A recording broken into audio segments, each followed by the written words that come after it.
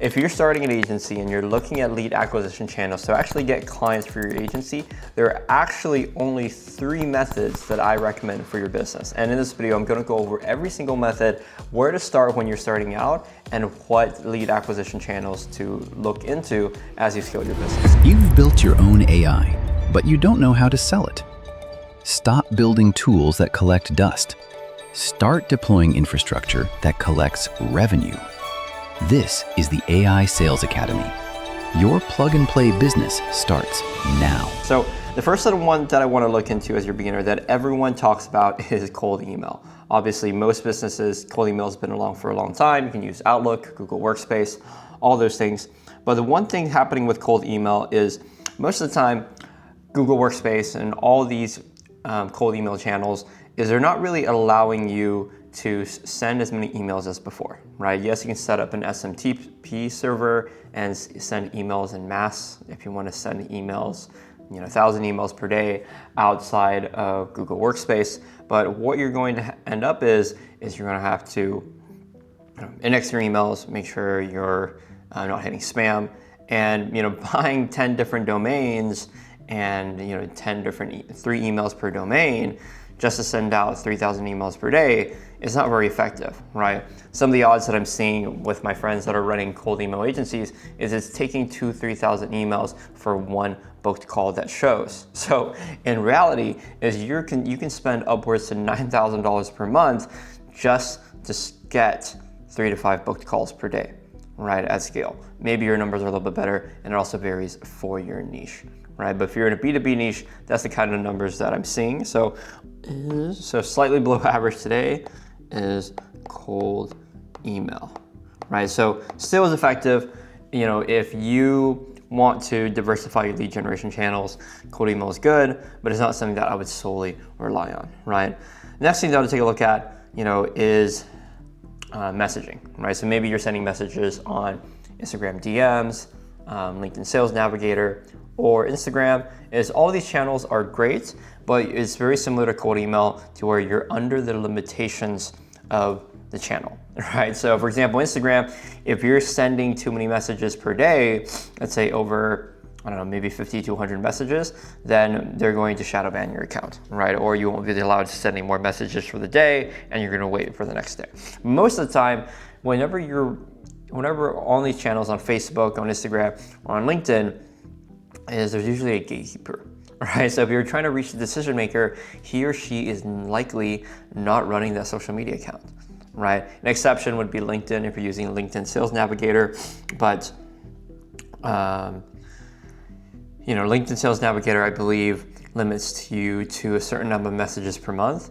So it's not like you can spam every decision maker that you want, right? So messaging on these social media platforms like LinkedIn, Instagram, Twitter, all these places are very limited, but it is a good channel to reach people en masse, right? So if you want an omni-channel approach, messaging is very good. So I'll just put here, social media messaging.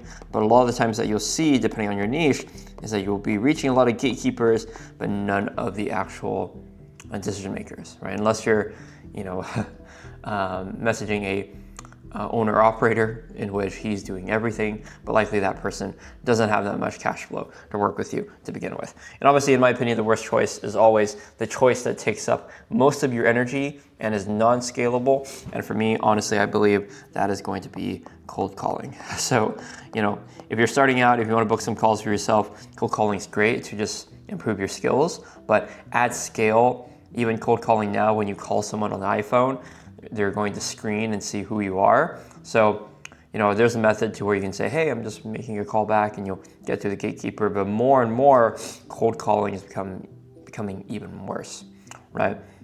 And not to say it takes up a lot of time and energy as well, right? So, what are, really the bottom 3 that we looked at right here is cold email, social media messaging, and cold calling, right? If you're starting a beginner agency, yes, you can go through all 3 channels, but are these the greatest ROI channels? Not at all, right? If you're spending maybe, 1 hour a day on each of these, that's great. Maybe you can sign on, 1 to 2 clients per week, but at scale, it's really hard and really difficult to get high ticket clients from these acquisition channels, but it's something where you can start with, right? And begin your skills from. So now to take a look at the 4 acquisition channels that I do recommend.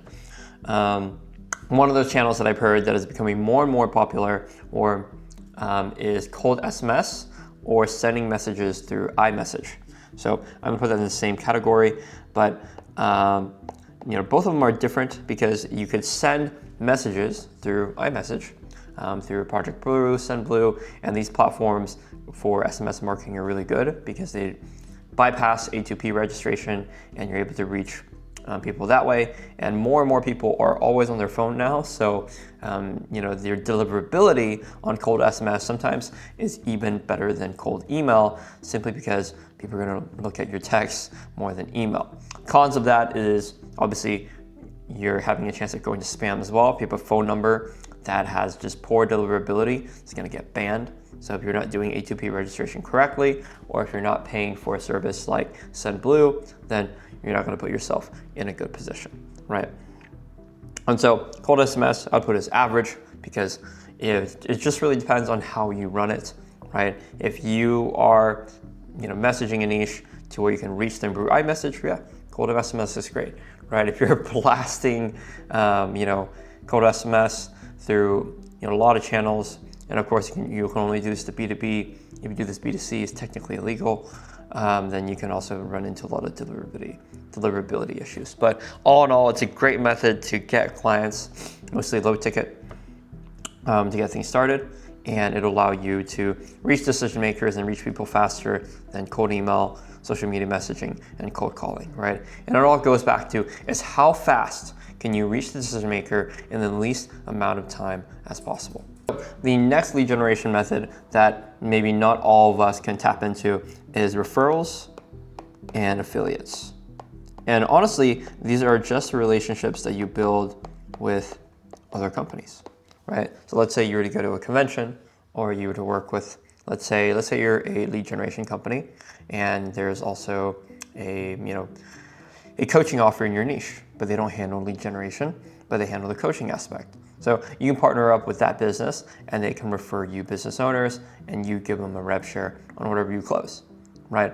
And the reason that this is so important, that most business owners overlook this, is when you look online, everyone tells you, hey, do cold email, do cold SMS, or do all these things. But the things that actually are going to get you warm clients that close with the least effort as possible are the clients that are referrals, right? That, let's say I'm teaching someone how to train their dog, and then now they need to, they're doing a dog training business, and now they need leads.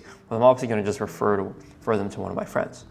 And then because it's a referral, the chances of that deal closing are extremely high, right? So if you can build that network, right, and this is one-to-one, it's not something you can do, it's not something where it's like, hey, what you could do is you can send emails and messages to a lot of these networks, build that relationship, cold call, right? But once you build these referrals and affiliates, you want to maintain a good relationship. They need to have a way for them to benefit as well. Maybe you can refer them clients as well. It's a mutual beneficial relationship, right?